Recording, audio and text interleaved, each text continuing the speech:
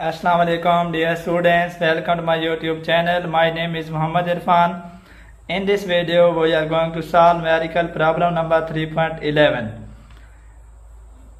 हम physics class 11 के numerical problems को सॉल्व कर रहे हैं। ये एक्सरसाइज प्रॉब्लम है 3.11।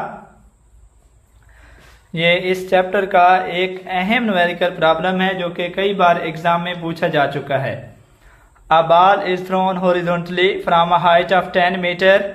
एक बॉल है जिसको 10 मीटर की हाइट से हॉरिजॉन्टली फेंका गया है, बिल्कुल हॉरिजॉन्टल एक्स डायरेक्शन में फेंका गया है विद वेलोसिटी ऑफ 21 मीटर पर सेकेंड। 21 मीटर पर सेकेंड की वेलोसिटी से how far of it hit the ground, वो कितनी दूर जाके जमीन से टकराएगा एंड विद व्हाट वेलोसिटी, और कितनी वेलोसिटी से टकराता है हमें ये फाइंड आउट करना है। स्टूडेंट्स, अगर आपने अभी तक चैनल सब्सक्राइब नहीं किया तो चैनल को सब्सक्राइब कर लें ताकि मजीद वीडियोस के नोटिफिकेशंस और अपडेट्स आपको मिलती रहें।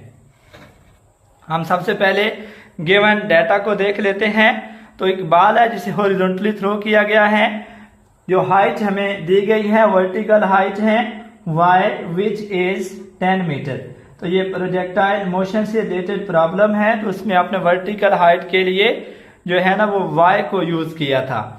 वेलोसिटी जो है जो जिससे बॉल को थ्रो किया गया है, तो जो कि उसकी ये हॉरिजॉन्टल वेलोसिटी है, तो हम लिख लेते हैं vix।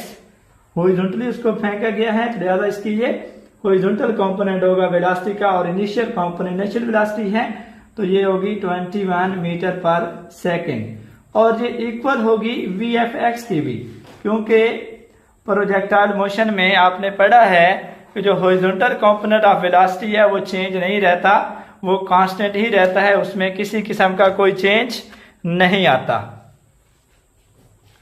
तो ये डाटा हमें गिवन है। तो इनिशियल जो वर्टिकल वेलोसिटी की अगर हम बात करें तो वो 0 है, क्योंकि वर्टिकल वेलोसिटी नहीं दी गई उस बॉल को, लिहाजा वो 0 है। हमें मालूम करना है वो कितनी दूर जाके ग्राउंड से टकराएगा, वो डिस्टेंस मालूम करना है, और कितनी वेलोसिटी से टकराएगा वो वेलोसिटी भी हमें फाइंड आउट करनी है, v हमें मालूम करना है।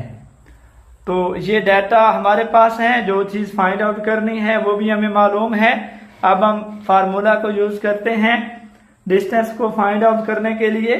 तो अगर हम इस तरीके से देख लें कि लेट्स सपोज हमारे पास जहां पे ये 10 मीटर की हाइट है, यहां से इस तरह बॉल को थ्रो किया गया है, यहां से इस तरह ये बॉल को थ्रो किया गया है, जो हाइट है ये 10 मीटर है। तो हमें ये डिस्टेंस मालूम करना है कि ये डिस्टेंस कितना है।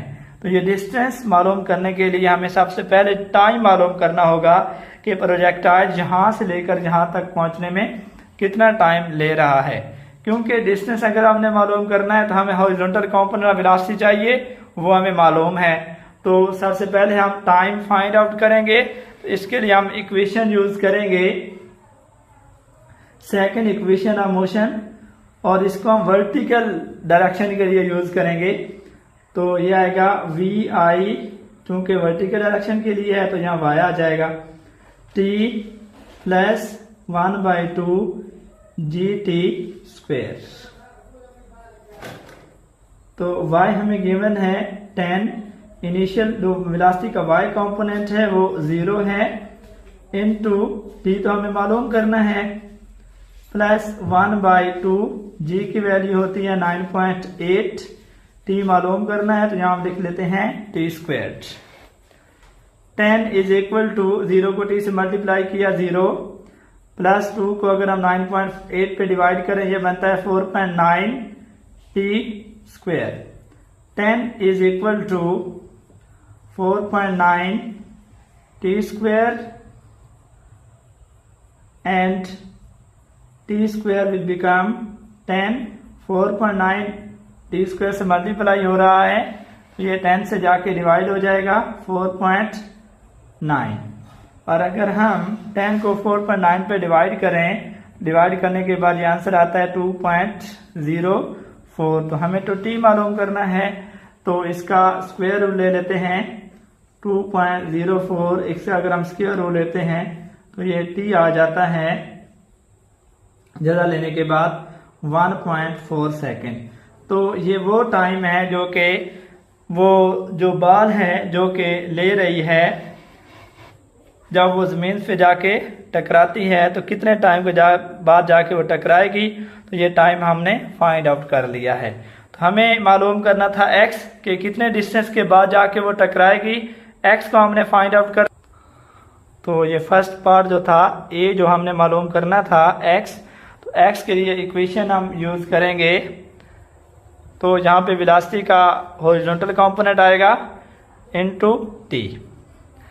x is equal to velocity का जो कंपोनेंट है हॉरिजॉन्टल वो हमें गिवन है 21 मीटर पर सेकेंड। टाइम हमने अभी फाइंड आउट किया है 1.4। अगर हम इन दोनों को मल्टीप्लाई करें 21 को 1.4 के साथ तो ये आंसर आता है 30 मीटर। तो ये वो डिस्टेंस है जिस डिस्टेंस में जाके बॉल जो है वो ग्राउंड से स्ट्राइक करेगा।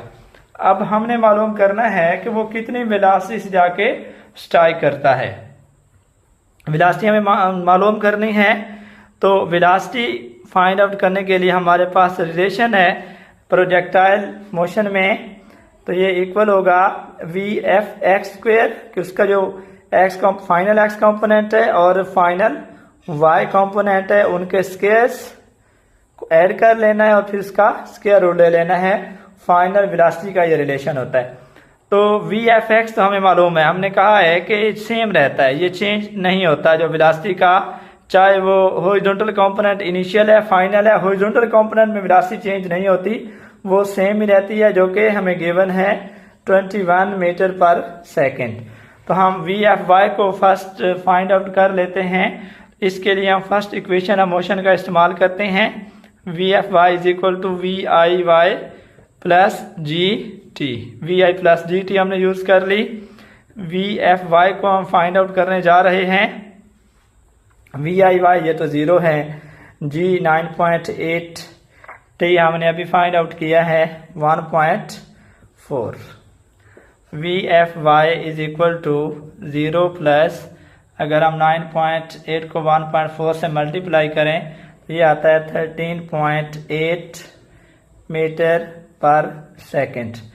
तो जो फाइनल वेलोसिटी का कंपोनेंट है y कंपोनेंट, ये है 13.8 मीटर पर सेकेंड। तो ये हमारे पास y कंपोनेंट आ गया फाइनल, ये x कंपोनेंट है। इनको अब हम सब्स्टिट्यूट कर लेते हैं। फाइनल वेलोसिटी की जो इक्वेशन है वहाँ पे VFx 21 है, इसका स्क्वायर हो जाएगा, प्लस VFy 13.8 है, इसका भी स्क्वायर हो जाएगा और हमने स्क्वायर रूट ले लेना है। 21 का स्क्वायर प्लस 13.8 स्क्वायर। तो अगर हम स्क्वायर को लें और स्क्वायर ले लें और ऐड कर लें, स्क्वायर रूट लें, तो हमारे पास जो वेलोसिटी आती है वो 25 मीटर पर सेकेंड है। ये कैलकुलेशन जो है वो आप कैलकुलेटर से खुद भी कर सकते हैं। तो जो फाइनल वेलोसिटी होगी जिसके साथ बॉल जो है वो ग्राउंड से जाके हिट करेगी, वो वेलोसिटी 25 मीटर पर सेकेंड है।